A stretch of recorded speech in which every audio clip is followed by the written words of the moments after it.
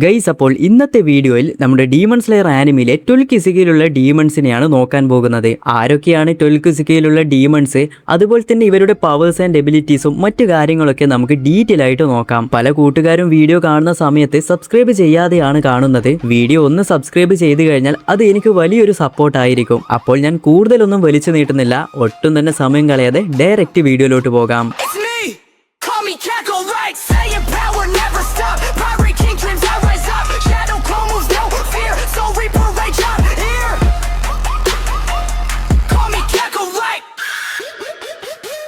Okay, demon slayer ആനിമിയിൽ ഒരുപാട് demons ഉണ്ടെന്ന് നമുക്കറിയാം.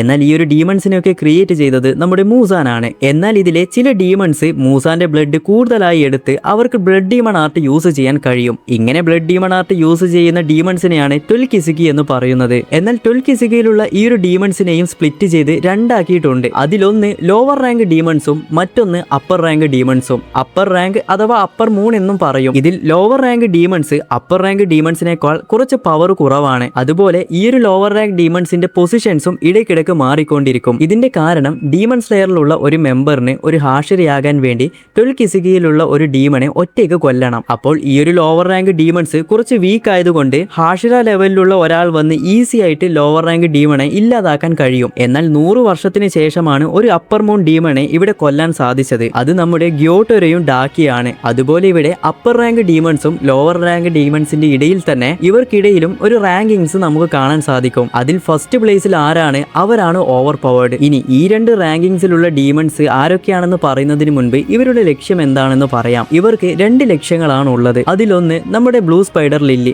മൂസാന് സൺലൈറ്റിൽ ഇറങ്ങാൻ ഈ ഒരു പുഷ്പത്തിന്റെ ആവശ്യമുണ്ട്. ഇത് ഇവർക്ക് കണ്ടുപിടിക്കണം. എന്നാൽ പിന്നീട് നെസുക്കോക്ക് വെയിലത്തിറങ്ങാൻ കഴിഞ്ഞതുകൊണ്ട് ഇവരുടെ ടാർഗറ്റ് നെസുക്കോയായി മാറി. ഇനി രണ്ടാമത്തെ ലക്ഷ്യം ആ ഒരു ഹാഷിരാസ്, അതായത് ഡീമൺ സ്ലെയർ കോർപ്പിനെ ഇവർക്ക് ഇല്ലാതാക്കണം. അതായത് മൂസാനൊക്കെ ക്രിയേറ്റ് ചെയ്യുന്ന ഈ ഒരു ഡീമൺസിനെയൊക്കെ കൊല്ലുന്നത് നമ്മുടെ ഡീമൺ സ്ലെയർ കോർപ്പിലുള്ള ആൾക്കാരാണ്. ഓക്കെ, ഇനി ലോവർ റാങ്ക് ഡീമൺസിനെ ഓരോന്നോരോന്നായിട്ട് നോക്കാം. ലോവർ റാങ്ക് ഡീമൺസിൽ 6th പ്ലേസിലുള്ളത് നമ്മുടെ ക്യോഗായി. നമ്മൾ ഈ ഡീമണെ ഡ്രം ഡീമൺ എന്നും പറയും. ഈ ഒരു ഡീമൺ തന്റെ ബോഡിയിലുള്ള ഡ്രംസ് കൊട്ടി ആ ഒരു പ്ലേസ് ഒക്കെ മാനിപ്പുലേറ്റ് ചെയ്യാൻ കഴിയും. എന്നാൽ മൂസാൻ അവസാനം ഈ ഒരു ഡീമണെ ലോവർ റാങ്ക് പൊസിഷനിൽ നിന്നും കളയുന്നുണ്ട്. അതിന്റെ കാരണം ഈ ഒരു ഡീമണിന് ഒരു നിമിഷത്തിൽ ഹ്യൂമൻസിന്റെ ബ്ലഡ് കൺസ്യൂം ചെയ്യാൻ കഴിയില്ല. ഇനി ലോവർ റാങ്ക് 5th നമ്മുടെ കമാനോയി, 4th പ്ലേസിലുള്ളത് മുഗാക്കു, 3rd പ്ലേസിൽ വാക്കുറാബ, 2nd പ്ലേസിൽ റോക്കുറോ. ഞാൻ ഈ പറഞ്ഞ ഡീമൺസിനൊക്കെ നമ്മുടെ മൂസാൻ ആണെങ്കിൽ ഇൻഫിനിറ്റി കാസിൽ കൊണ്ടുവന്ന് ഇവരെയൊക്കെ കൊന്നു കളയുന്നുണ്ട്. അതിന്റെ കാരണം മൂസാൻ പറയുന്ന രീതിയിലല്ല ഇവരൊന്നും ചെയ്യുന്നത്. അങ്ങനെ ഈ ഒരു ഡീമൺസ് ഒക്കെ മരിച്ചതിന് ശേഷം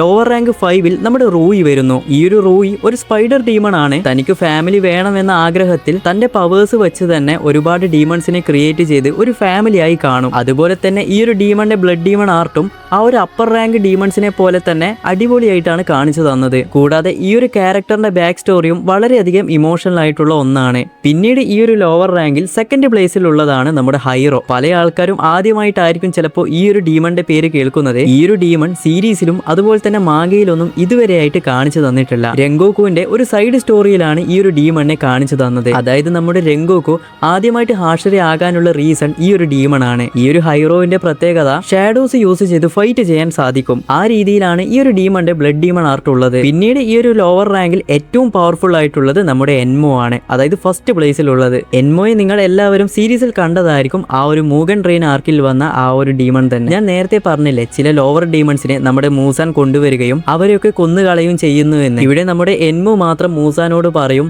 ഞാൻ ഇനി നിങ്ങൾ പറഞ്ഞതുപോലെ കേൾക്കാം എന്ന് പറഞ്ഞ് മൂസാന്റെ കുറച്ച് ബ്ലഡ് ഒക്കെ എടുത്ത് ഇവിടെ ഓവർ പവർഡ് ആയിട്ട് മാറുന്നു. ഈ ഒരു ഡീമന്റെ ബ്ലഡ് ഡീമൺ ആർട്ട് മറ്റുള്ളവരെ ഉറക്കി ആ ഒരു സ്വപ്നത്തിൽ കൊണ്ടെത്തിക്കാൻ സാധിക്കും. ഹ്യൂമൻസിനെ ട്രാപ്പ് ചെയ്യാൻ കഴിയുന്ന ഒരു പവർഫുൾ ബ്ലഡ് ഡീമൺ ആർട്ടാണ് ഇതും. ഓക്കെ, അപ്പോൾ നമ്മൾ ലോവർ റാങ്ക് ഡീമൺസിലുള്ള എല്ലാ ഡീമൺസിനെയും ഇവിടെ കവർ ചെയ്തു. ഇനി നമുക്ക് അപ്പർ റാങ്ക് ഡീമൺസിലുള്ള, അതായത് അപ്പർ മൂൺ ഡീമൺസ് ഏതൊക്കെയാണെന്ന് നോക്കാം. ഇവിടെ അപ്പർ റാങ്ക് ഡീമൺസിൽ 6th പ്ലേസിലുള്ളത് നമ്മുടെ ഗ്യോട്ടറോ ആൻഡ് ഡാക്കിയാണ്. രണ്ടുപേരും ഇവിടെ സിബ്ലിങ്സ് ആണ്.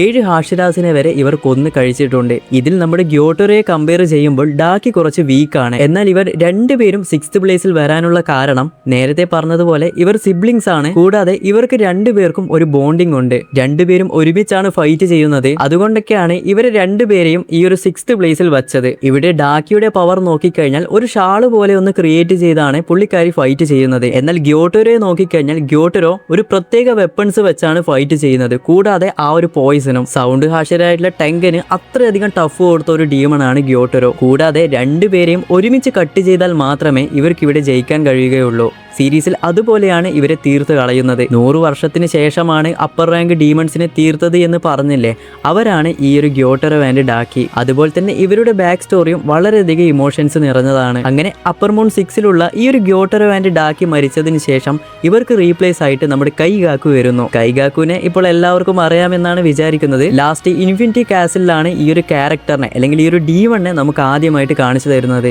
ഡീമൺ സ്ലെയറിൽ ബ്രീത്തിങ് സ്റ്റൈൽ യൂസ് ചെയ്യുന്ന ഒരാൾ ഡീമൺ ആയാൽ എന്ത് സംഭവിക്കും? നമ്മുടെ കോക്കുഷിബുവിനെ പോലെ അതുപോലെയാണ് ഇവിടെ കൈഗാക്കുവിനെയും കാണിച്ചു തന്നത്. ഇവിടെ കൈഗാക്കുവിന്റെ കൂടെ ഫൈറ്റ് ചെയ്യുന്നത് നമ്മുടെ സെനിറ്റ്സു ആണ്. ഇവരുടെ ഫൈറ്റും ഒറിജിനും ഞാൻ അധികം ഡീറ്റെയിൽ ആയിട്ട് പറയുന്നില്ല, മൂവിയിൽ നമുക്ക് കിടിലനായിട്ട് കാണിച്ചു തന്നതാണ്. ഇനി നെക്സ്റ്റ് അപ്പർ മൂൺ 5ലുള്ള ഗ്യോക്കോ. ഈ ഒരു ഡീമണിനെ പെട്ടെന്ന് കാണുന്ന സമയത്ത് ഒരു പോർട്ടിൽ നിന്ന് വരുന്ന ഒരു ജീനി അല്ലെങ്കിൽ ഒരു ഭൂതത്തിനെ പോലെയാണ് തോന്നുക. കാണാൻ തന്നെ വളരെയധികം ഡിഫറന്റ് ആണ്. കണ്ണിരിക്കുന്നിടക്ക് വായു ഉണ്ടാകും, വായി ഇരിക്കുന്നിടക്ക് കണ്ണുണ്ടാകും, കാതിരിക്കുന്നിടക്ക് കയ്യും ഉണ്ടാകും. പക്ഷെ ഇതൊക്കെ ഉണ്ടെങ്കിലും ഈ ഒരു ഡീമണും വളരെയധികം ഓവർ പവർഡ് ആണ്. ഈ ഒരു ഡീമണിന്റെ ബ്ലഡ് ഡീമൺ ആർട്ട് വെച്ച് ഒരുപാട് ഡീമൺസിനെ ക്രിയേറ്റ് ചെയ്യാനും വാട്ടർ മാനിപ്പുലേറ്റ് ചെയ്യാനും സാധിക്കും. മുയിച്ചിരോക്ക് അത്രയധികം ടഫ് കൊടുത്ത ഒരു ഡീമൺ. ഇനി 4th പ്ലേസിലുള്ളത് ഹാൻഡ് ഗെക്കോ. ഈ ഒരു ഡീമണിന്റെ പ്രധാന പവർ തന്റെ ഇമോഷൻസ് വെച്ച് ക്ലോണിനെ ക്രിയേറ്റ് ചെയ്യാൻ കഴിയും. ഈ ഒരു ഡീമൺ സ്പ്ലിറ്റ് ചെയ്ത് ഫൈറ്റ് ചെയ്യുന്നത് കൊണ്ട് തന്നെ ഈ ഒരു ഡീമണിനെ ഹാൻഡിൽ ചെയ്യാൻ വളരെയധികം ബുദ്ധിമുട്ടാണ്. ഇവിടെ ഓരോ ക്ലോൺസിനും സ്പെഷ്യൽ എബിലിറ്റി ആണ് ഉള്ളത്. അതുപോലെ തന്നെ ഈ ഒരു ഡീമൺസ് ഒക്കെ ഫ്യൂസ് ചെയ്ത് ഒരു പവർഫുൾ ആയിട്ടുള്ള ഡീമൺ ആവുകയും ചെയ്യുന്നുണ്ട്. ഫൈനലി ഈ ഡീമണിനെ ഹാൻഡിൽ ചെയ്യുന്നത് നമ്മുടെ മിറ്റ്സുരിയാണ്. എന്നാൽ ഈ ഒരു ഡീമണിന്റെ ഒറിജിനൽ രൂപത്തിനെ കട്ട് ചെയ്താൽ മാത്രമേ ഇവിടെ ഇവർക്ക് ജയിക്കാൻ കഴിയുകയുള്ളൂ. ഈ ഒരു ഡീമണിന്റെ ഡെത്തിലാണ് പല മാറ്റങ്ങളും സീരീസിൽ സംഭവിക്കാൻ തുടങ്ങിയത്. അങ്ങനെ ഈ ഒരു ഡീമൺ മരിച്ചതിന് ശേഷം അപ്പർ മൂൺ 4ന് റീപ്ലേസ് ആയിട്ട് ഒരു ഡീമൺ വരുന്നു. അവരാണ് നാക്കിമെ. നാക്കിമെ ഓൾറെഡി ഒരു ഹോസ്റ്റ് ആയിട്ടുള്ള അപ്പർ റാങ്ക് ഡീമൺ ആണ്. ഇനി ഈ ഒരു ഡീമണിന്റെ പ്രത്യേകത, ഈ ഒരു ഡീമൺ ഡയറക്റ്റ് ഫൈറ്റ് ചെയ്യില്ല. ഈ ഒരു ഡീമൺസിന്റെ ഇൻഫിനിറ്റി കാസിൽ കൺട്രോൾ ചെയ്യുന്നത് നാക്കിമയാണ്. ഈ ഒരു ഇൻഫിനിറ്റി കാസിലിന്റെ ഷേപ്പ് ഏത് രീതിയിലും മാറ്റാം, എവിടെ വേണമെങ്കിലും പോർട്ടൽസും ഓപ്പൺ ചെയ്യാം. മൂസാന് അത്രയധികം ഹെൽപ്ഫുൾ ആയിട്ടുള്ള ഒരു ഡീമൺ ആണ് നാക്കിമെ. ഇനി നെക്സ്റ്റ്, തുടക്കത്തിൽ എല്ലാവരും ഹെയ്റ്റ് ചെയ്ത് പിന്നീട് എല്ലാവരുടെയും ഫേവറേറ്റ് ആയിട്ടുള്ള ഒരു ഡീമൺ മറ്റാരുമല്ല നമ്മുടെ അക്കാസ തന്നെ. അക്കാസയെ പറ്റി ഞാൻ ഇവിടെ കൂടുതൽ പറയേണ്ട ആവശ്യമില്ല എന്നാണ് തോന്നുന്നത്. അവസാനത്തെ ഇൻഫിനിറ്റി കാസിൽ മൂവിയിൽ അക്കാസ ആരാണെന്ന് നമുക്ക് കിടിലനായിട്ട് കാണിച്ചു തന്നു. അക്കാസ ഇവിടെ ഒരു ട്രെയിൻഡ് മാർഷൽ ആർട്സ് ആണ്, ഹാൻഡ് ടു ഹാൻഡ് ഫൈറ്റ് ചെയ്യുന്ന ഒരു ഡീമൺ. കൂടാതെ അക്കാസയ്ക്ക് റീജനറേഷൻ എബിലിറ്റിയും വളരെയധികം കൂടുതലാണ്. അതുപോലെ ഇവിടെ അക്കാസയുടെ ബ്ലഡ് ഡീമൺ ആർട്ടും തനിക്ക് സൂട്ടാകുന്ന രീതിയിലാണ് വെച്ചിട്ടുള്ളത്. ഞാൻ ഇവിടെ അക്കാസയുടെ ഒറിജിനും കാര്യങ്ങളും പറയുന്നില്ല. അക്കാസയുടെ ഒരു സ്പെഷ്യൽ ആയിട്ടുള്ള ഒരു വീഡിയോ ചെയ്യാം, അതിൽ നമുക്ക് ഈ ഒരു ഒറിജിനും മറ്റു കാര്യങ്ങളൊക്കെ ഡീറ്റെയിൽ ആയി പറയാം. ഇനി നെക്സ്റ്റ്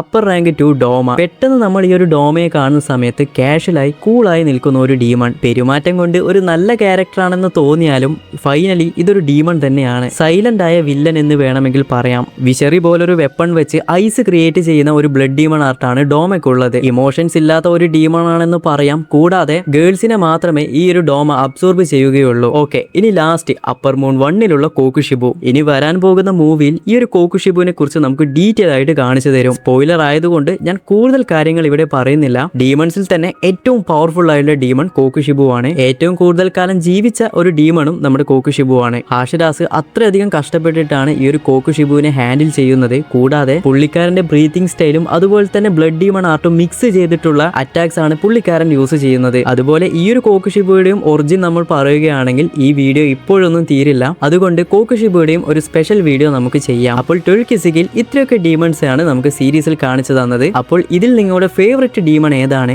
മറക്കാതെ കമന്റ് ചെയ്യൂ. ഇതുപോലുള്ള അടുത്തൊരു വീഡിയോയുമായി പിന്നെ വരാം.